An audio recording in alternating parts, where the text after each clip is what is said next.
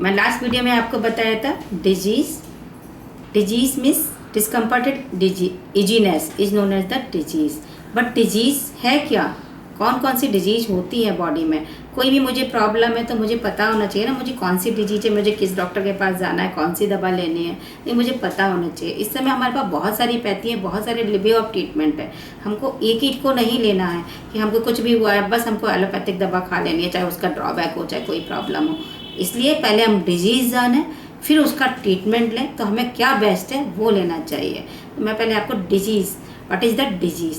देखो पहले तो बच्चा पैदा होता है, कई बार होता है कि एट द बर्थ या सिंस बर्थ ही पैदाइशी कहते हैं ना डिजीज़ पैदा हुई है। बच्चा पैदा हुआ उसको बहुत सारी डिजीज़ हुई है, उसका पैर में कुछ चेंजेस हैं या उसको गिलबर्ट सिंड्रोम है, जैसे पैदाइशी उसको जॉइंडिस है, एल्बिनिज्म है, बहुत सारी कंजेनाइटल डिजीज़, हार्ट डिजीज़ है, किडनी डिजीज़ है, बहुत सारी जो पैदाइशी बच्चे को पैदा होने से पहले ही उसको एनाटॉमिकल डिजीज़ होती है।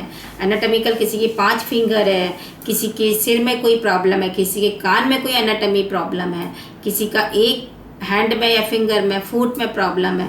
तो एनाटॉमी मतलब देखने में look wise structure wise changes होते हैं।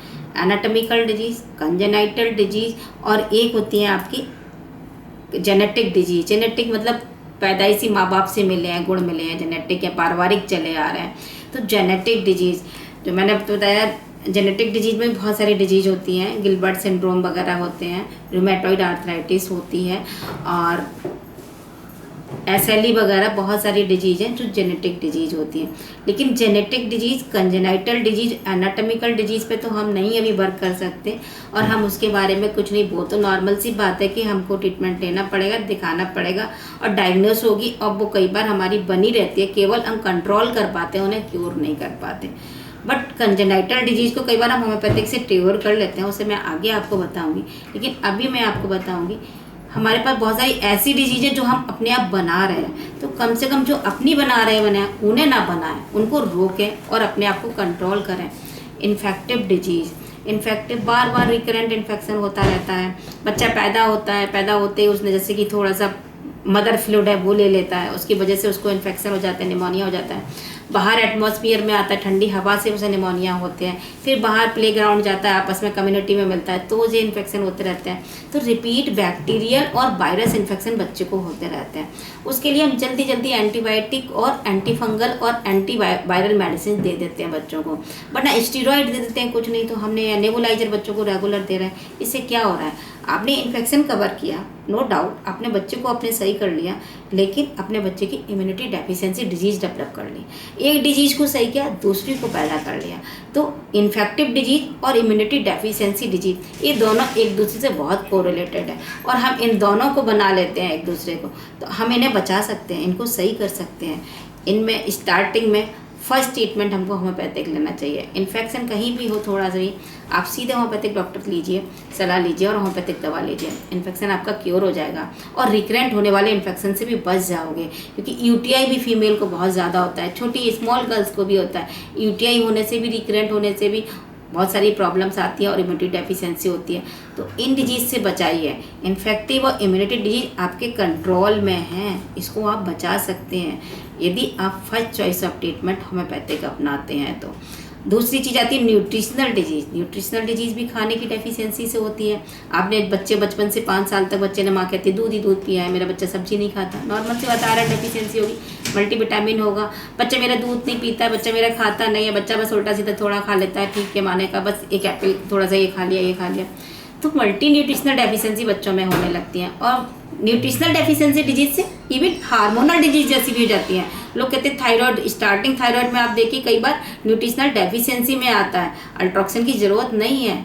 6 पॉइंट पे है जब TSH है तो हमको अल्ट्रोक्सिन नहीं लेना चाहिए। अल्ट्रोक्सिन इंटरनेशनल लेवल देखिए 10 से ऊपर पे देते हैं, लेकिन हम लोग शुरू से ही थोड़ा सा ही 5.6 भी हो गया अल्ट्रोक्सिन लेना शुरू कर दिया, तो उनसे भी तो फिर आपको डिजीज़ बनेंगी, मल्टी ऑर्गन डिजीज़ बनेगी, मल्टी मेडिसिनल डिजीज़ बन जाएंगी, आपको मल्टी ऑर्गन डेफिशिएंसी डिजीज़ बनेगी। तो इन डिजीज़ों से अपने आप को बचाइए। Infective disease, immunity disease, nutritional disease, parasitic disease, एक पैरासिटिक बच्चों को पहले बहुत हुआ था, बॉर्न मैनिफेस्टेशन रहता था। तो बॉर्न मैनिफेस्टेशन तो नॉर्मल सी बात है, हमारे यहाँ पहले था, लेकिन अब तो कम है, बहुत कम है। लेकिन फिर भी जियार्डिया इन्फेक्शन पेशेंट को मिलता है, रिपीटेड डायरिया, डिसेंट्री मिलती है बच्चों में, बहुत सारे और भी पैरासिटिक से मिलते हैं। तो पैरासिटिक डिजीज़ को हम हाइजीनिक से कंट्रोल कर लेते हैं, हमने काफ़ी कंट्रोल किया हुआ है इंडिया में, लेकिन और भी हम कर सकते हैं पैरासिटिक डिजीज़। लेकिन फिर भी पैरासिटिक डिजीज़ को हमें कंट्रोल करना है। इन्फेक्टिव डिजीज़, इम्यूनिटी डिजीज़ को हम कंट्रोल कर सकते हैं। एक आती life style disease. Life style एक दिन में तो नहीं बनती ना, बचपन से ही मैंने लाइफ स्टाइल लेजी ना ली है, बच्चों को इतना सैनिटरी, इतना ज़्यादा हमने सेडेंटरी कर दिया कि वो काम ही नहीं करना चाहते हैं। सारे घर में मेड आ रखी हैं, बच्चों ने काम ही नहीं करना है, बच्चों की बॉडी में स्टेमिना ही नहीं है, दौड़ने भागने का स्टेमिना नहीं दे रहे हैं उनको। तो क्या हो रहा है, सेडेंटरी लाइफ डिजीज आ रही है। इसी तरह से हम लोग आजकल लैपटॉप पे, कंप्यूटर पे बैठे हुए हैं, बिल्कुल विटामिन डी डेफिशिएंसी, हमारे पैरों में मसल सारी वीक हुए जा रही हैं, हड्डियाँ वीक हुई जा रही हैं, ए डेफिशिएंसी डिजीज आ रही है। तो इन सब से क्या हो रहा है, मल्टी ऑर्गन डिजीज आएंगी, लाइफ स्टाइल डिजीज आएगी। इनको तो हम कंट्रोल कर सकते हैं।